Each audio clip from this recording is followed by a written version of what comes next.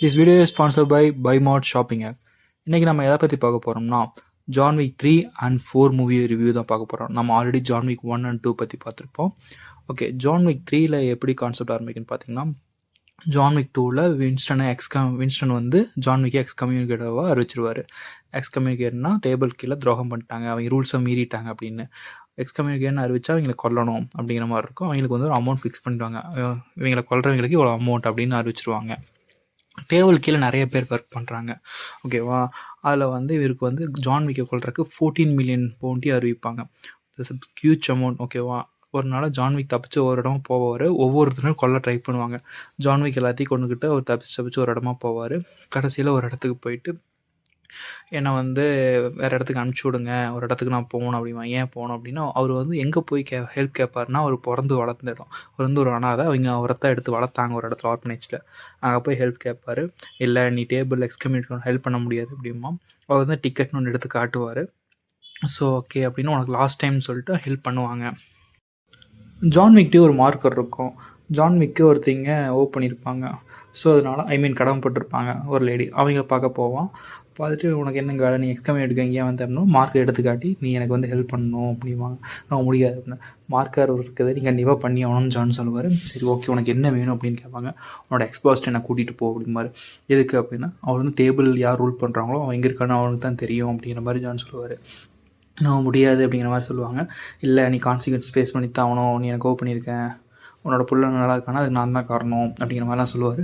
சரி ஓகே, என்ன பண்ணி தொலைக்கிறது அப்படின்னு சொல்லிட்டு அந்த அவங்களும் எக்ஸ்பாஸ்ட்டை கூட்டிகிட்டு போவாங்க. அந்த லேடி பார்த்திங்கன்னா அவங்கள்ட்ட டாக்ஸ்லாம் இருக்கும். டாக்ஸை வச்சு தான் ஹண்ட்ஸ்லாம் பண்ணிகிட்ருக்காங்க. ஓகே, அந்த இடத்த கூப்பிட்டு போனோங்க. ஜான் ஓகே நீ எதுக்கு வந்திருக்க அப்படிங்கிற மாதிரி கேட்கும்போது, எனக்கு தெரிஞ்சுக்கணும் அப்படின்னா, சரி ஓகே நான் சொல்கிறேன்னு சொல்லிடுவான். பட் பதிலுக்கு எனக்கு ஏதாச்சும் வேணும் அப்படிங்கும்போது, உன்னோட டாகை நான் எடுத்துக்கிறேன் அப்படின்னு அந்த லேடி கேட்கும்போது, இல்லை அதெல்லாம் முடியாது அப்படிங்கும்போது, சரி ஓகே அப்படின்னா அந்த டாக் அவன் கொன்றுவான். கொன்னனால அவன் கடுப்பாகி அவங்க எல்லாத்தையும் கொல்ல வர ஆரம்பிச்சிருவாங்க.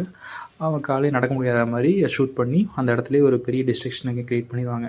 நெக்ஸ்ட்டு போய் ஜானை வந்து ஒரு டெசர்ட்டில் இது ட்ராப் பண்ணிடுவான். ஏன்னா அங்கே தான் அந்த டேபிள் ஹையாக ஒருத்தர் இருப்பார், அந்த பர்சன் அங்கே தான் இருக்கார். ஜான் அப்படியே தேடி போயிட்டு மயக்கம் போட்டு ஒரு இடத்துல விழுந்துடுறாரு. அங்கே ஒருத்தர் கேமலில் வந்து அவரை பார்ப்பார். அது வந்து அந்த அவரோட ஹெட்டு கீழே இருக்கிற ஆள் தான். கூப்பிட்டு போய் ஒரு ஓகே அந்த டேபிள் ரூல் பண்ணுற பர்சன்ட்டை கொண்டு போய் விட்டுருவார். ஓகே ஜான் எதுக்கு வந்த, நீ ஏன் இப்படி மாட்டிட்ட அப்படிங்கிற மாதிரி அவர் கேட்க, இல்லை மன்னிச்சிருங்க நான் தெரியாமல் பண்ணிட்டேன். ஓகே டேபிளுக்கு ப்ளச் பண்ணு, நாங்கள் சொல்கிற வேலையை முடி, நீ ஃப்ரீயாகிடுவேன், டேபிளுக்கு கீழே தான் அப்போ இருக்கணும் அப்படின்னு சொல்லுவாங்க. ஓகே என்ன வேலைன்னு கேட்கும்போது, நீ வின்ஸ்டனை கொல்லணும் அப்படிங்கிற மாதிரி சொல்லுவாங்க. நீ கொண்டினா உன்னோட எக்ஸ்கம்யூனிகேட்டை ரிவர்ஸ் பண்ணிடுறேன் அப்படிங்கிற மாதிரி சொல்லுவாங்க. ஓகே அப்படின்ட்டு அவர் போவார். பட் அங்கே போனதுக்கப்புறம் சஸ்பென்ஸ்னா வின்ஸ்டனர் கொல்ல மாட்டார். வின்ஸ்டனை கொல்லாதனால அந்த ஹோட்டலை அழிக்க சொல்லிடுவாங்க. வின்ஸ்டன் இருக்க ஹோட்டலே அழிக்க சொல்லிடுவாங்க. இப்போது வந்து வின்ஸ்டன் காப்பாற்றுறதுக்காக ஜான் விக் போராடி அங்கே வர எல்லாத்தையும் கொலை பண்ணுவார். பட் கடைசியாக வின்ஸ்டன்ட்ட அந்த ஒரு லேடி இருப்பாங்க. அவங்க வந்துட்டு ஓகே அதாவது டேபிள் அனுப்பிச்ச ஒருத்தங்க இருப்பாங்க. அவங்க தான் எல்லாத்தையும் போய் வார்னிங் கொடுத்து நீங்கள் எல்லாம் இது பண்ணணும் அப்படின்னு சொல்லியிருப்பாங்க. இங்கே வேலையை விட்டு போங்க அப்படிங்கிற மாதிரிலாம் சொல்லுவாங்க. நீ இப்போ ஜானை கொன்னீங்கன்னா நீ ஓகே இருந்துக்கோ அப்படிங்கிற மாதிரி சொன்னாங்க. அவர் ஜானை கொல்லுவார். வின்ஸ்டன் வந்து வேறு வழி இல்லாமல். பட் ஜான் வந்து மிஸ் ஆகி கீழே விழுந்துருவார். அவங்க பார்க்குறக்கு இறந்துட்டாருன்னு நினைப்பாங்க. பட் ஜானும் காணாமல் போயிடுவார். 4th பார்ட்டில் பார்த்திங்கன்னா ஜான் திரும்பி வருவார். வந்துட்டு அந்த டேபிளில் நீ போய் ஒருத்தனை வின்ஸ்டனை கொண்டு வான்னு சொன்ன டேபிளுக்கு ஹீல்டு மேலே இருக்கிறதே கொண்டுருவார். அதை கொரோனா பெரிய கான்சிக்வன்சஸ் வரும். ஸோ வந்து இன்னொருத்தன் புதுசாக வருவான். அவன் வந்து ஜானை ஹண்ட் பண்ண ட்ரை பண்ணுவான்.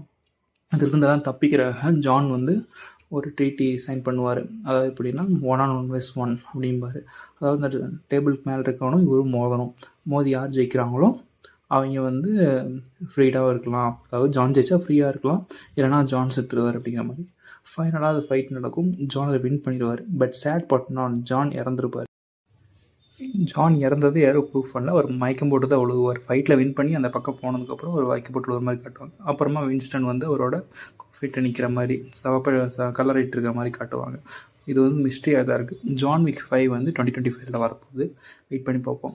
மொத்தம் ஜான் விக் 4 பாட்டுமே சூப்பராக இருக்கும். எண்டில் ஜான் விக் இறந்த மாதிரி காட்டினா தான் கொஞ்சம் சேடாக இருக்குது. கண்டிப்பாக வாட்ச் பண்ணலாம். தேங்க்ஸ் ஃபார் வாட்சிங்.